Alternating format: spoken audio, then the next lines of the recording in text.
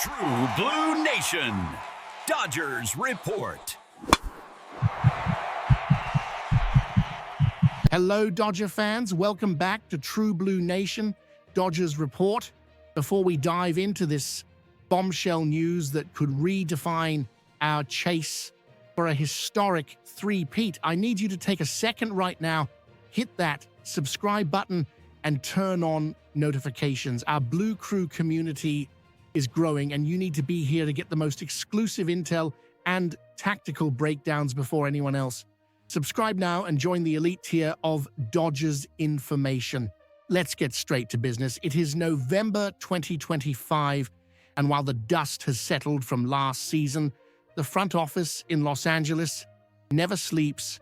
If we want to secure a third consecutive World Series title, we must face a harsh but necessary reality. Our outfield needs an urgent injection of elite talent. Looking coldly at last season's performance, we have question marks that simply cannot be ignored.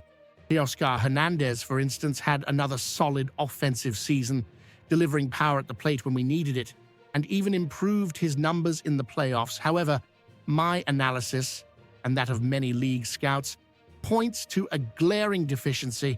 His defensive performance was, at many times, a liability for the team, especially in high-pressure post-season games where every run saved counts just as much as a run driven in. We cannot ignore that championship-caliber defense requires excellence across all 9 innings.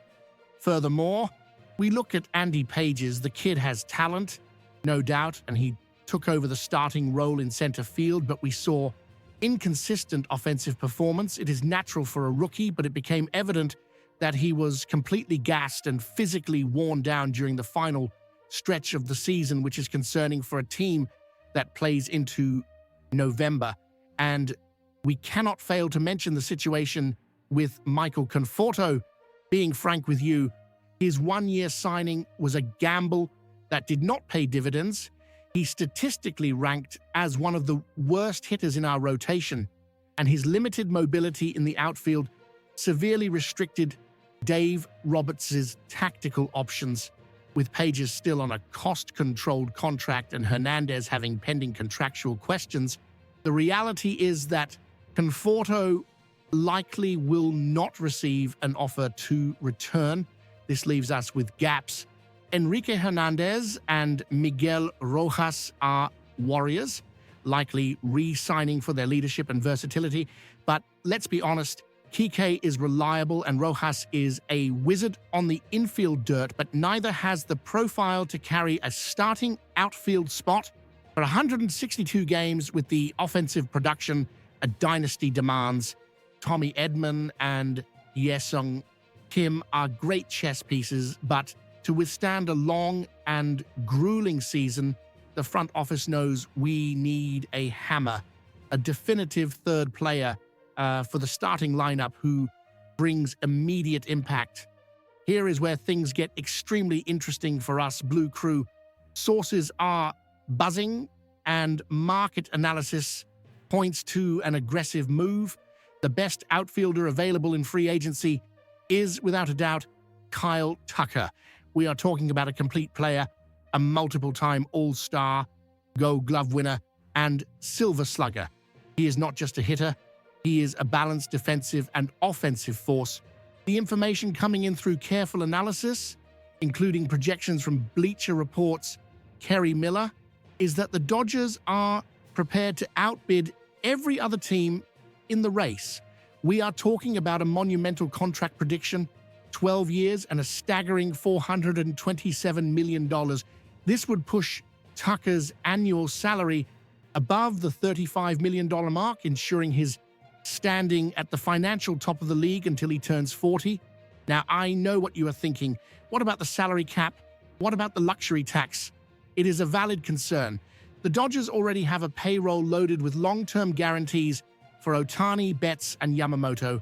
We are in a decisive moment where the championship window is now, and this could turn our salary cap into a logistical challenge a few years down the road.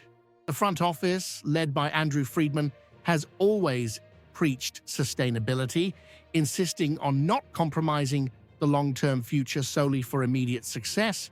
However, signing Tucker would signal a strategic shift, or rather, a necessary adaptation. The need to bulletproof the outfield with a generational talent may outweigh the patient approach. Tucker is a player who projects to age well athletically. His swing is sweet, his plate discipline is elite, and his baseball IQ is unmatched. Bringing in Tucker isn't just about replacing parts, it's about sending a message that the Dodgers' hegemony is not fleeting. He would bring the left-handed power balance that would perfectly complement our batting order, protecting our other MVPs in the lineup. Terry Miller suggests we will win the bidding war, and my analysis agrees with this because the organization knows that the internal options in the minor leagues, while promising, are not yet ready to assume this level of responsibility in 2026. In summary, the potential arrival of Kyle Tucker for $427 million is a gigantic financial risk, but a tactical move that solidifies the Dodgers as the team to beat for the next decade. We are trading future financial flexibility for the certainty of elite production today. Now, I want to hear from you, the fan. Do you think $427 million over 12 years is a fair price to lock down Kyle Tucker? Or would you prefer the front office save that money and trust in the development of Andy Pages and cheaper options like Teoscar? Leave your honest opinion in the comments below. Let's debate this strategy.